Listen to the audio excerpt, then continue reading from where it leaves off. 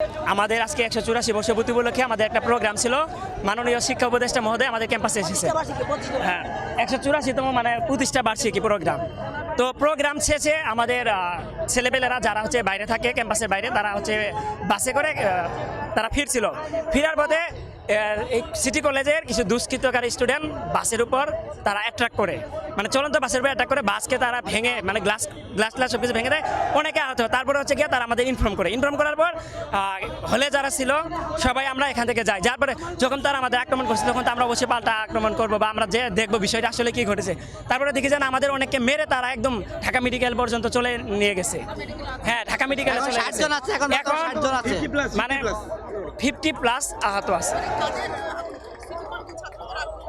City কলেজের ছাত্রদের আক্রমণে। মানে তারা বাসের উপর অতপ্রতভাবে আক্রমণ করেছে। আমরা তো আক্রমণ করি, আমাদের প্রোগ্রাম পালন করছি, আমরা কালকে আমাদের কনসার্ট আছে, আমরা এটা নিয়ে আমরা উৎসব পালন করছি, আমাদের তো কোনো গ্যাঞ্জাম করার কোনো কথা আছে না। এখন এর মধ্যে সেনাবাহিনী ঢুকে এটা আরো একদম মানে অবস্থা খারাপ করে দিচ্ছে, ক্যাম্পাসের ভিতরে ঢুকে আক্রমণ করছে। এখন আমাদের প্রশ্ন হলো, স্বৈরাচার শাসক থাকা অবস্থায় পুলিশ বা সেনাবাহিনী কিন্তু ক্যাম্পাসে অবস্থান করতে পারে নাই বা ক্যাম্পাসের ভিতরে কোনো রকমের বুলেট কোনো কিছু মারতে পারে নাই। এই সময়ে এসে সেনাবাহিনী কোন স্পর্ধায় তারা ক্যাম্পাসের ভিতরে আক্রমণ করে, এর কৈফিয়ত সেনাবাহিনীকে অবশ্যই দিতে হবে। এটা প্রশাসনের কাছে আমরা জবাব চাই।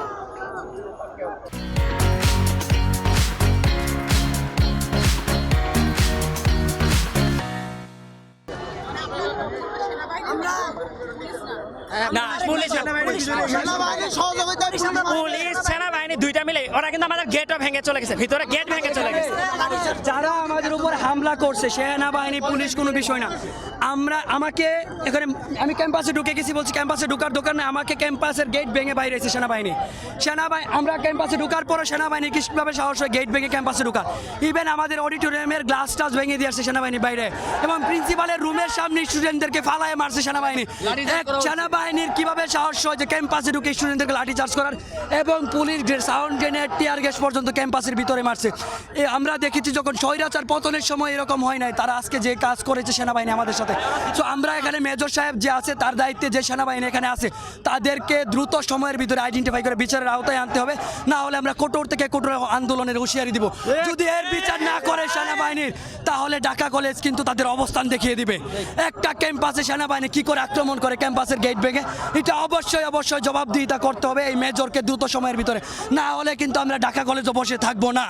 যাদেরকে হামলা করছে আমাদের বাইরে ঢাকা মেডিকেলে পর্যন্ত ভর্তি সেনাবাহিনীরা ক্যাম্পাসের ভিতরে ঢুকে সবাইকে মেরেছে। সেনাবাহিনী এই এখতিয়ার কোথা থেকে পেলে, একটা ক্যাম্প প্রতিষ্ঠানের ভিতরে ঢুকে কিভাবে মারে? আমরা গেট লক করে দিয়েছি, গেট ভেঙে তারা ঢুকে আমাদেরকে মেরেছে, ছাত্রলীগের কায়দায় মেরেছে। তারা কি ছাত্রলীগের কায়দায় কিভাবে আমাদেরকে গেট ভেঙে অডিটোরিয়াম ভেঙে মেরে দিয়ে আসলো? সিসি ক্যামেরা যদি দেখেন প্রত্যেকটাতে পাবেন সেনাবাহিনী ক্যাম্পাসে ঢুকে সবাইকে মারতেছে, এবং এসএটিভি সহ সকল টিভি লাইভ ছিল, তারপরেও তারা মারার সাহস পাইছে। এখানে কাউকে কেয়ার করে নাই। তারা ছাত্রলীগের কায়দায় ক্যাম্পাসে ঢুকছে, সবাইকে মারে বের হয়ে আসছে ক্যাম্পাস থেকে। তারা কেন এটা করলো? অবশ্যই তাদের জবাবদিহিতা করতে হবে, তাদেরকে চাকরি থেকে বরখাস্ত করতে হবে দ্রুত সময়ের মধ্যে, না হলে ঢাকা কলেজ আন্দোলনের হুঁশিয়ারি দিবে দ্রুত সময়ের ভিতরে। কোনো ছাড় দেওয়া হবে না। শুধু যে শিক্ষার্থীদের আক্রমণ করেছে এটা না, টিচারদের গায়ে হাত তুলছে সেনাবাহিনী। প্রিন্সিপাল স্যারের রুমে পর্যন্ত তারা মানে দরজা ভাঙচুর করছে, দরজা ভেঙে প্রিন্সিপালের দরজা ভাঙচুর করছে, নাগরিকদের লোগো খুলে নিয়ে গেছে। ভাই কি যেন বলতে চাচ্ছেন? সূত্রপাত আমরা প্রথমে আমাদের অদম্য ডিসিএম নামে একটা আমাদের গ্রুপ আছে, ওখানে জানতে পারলাম যে ঢাকা কলেজের এক ছেলে সিটি কলেজ দিয়ে আসতে ধরছে। ওখানে আমার এক ছেলে, আমাদের এক ছোটো ভাইকে তারা মানে ইন্টারের ছোটো ভাইকে তারা মনে করেন যে শার্টের যে ইয়াটা আছে এটা ধরে টান দিয়ে খুলে ফেলছে, মারছে। তারপরে আমরা শান্ত, তারপরে দেখলাম আমরা যে আমাদের কলেজ বাস আসতেছে, সে বাসের মূল্যে তারা হামলা করলো। তাহলে তো আমরা আর স্বাভাবিকভাবে বসে থাকতে পারি না, আমরা একটু সামনে গেলাম, দেখি তাদের মানে অবস্থানটা তারা মূলত কি চাচ্ছে।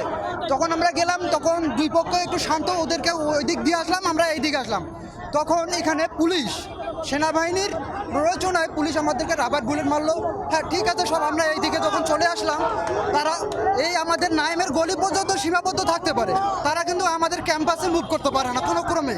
তারা আমাদের ক্যাম্পাসে মুভ করার পরে আমাদের ওখানে সাউন্ড গ্রেনেড ছোড়ার পরও আমাদের শিক্ষককেও লাঞ্ছিত করা হয়েছে, আমাদেরকেও লাঞ্ছিত করা হয়েছে। আজকে একটা আমাদের খুশি খুশির দিন।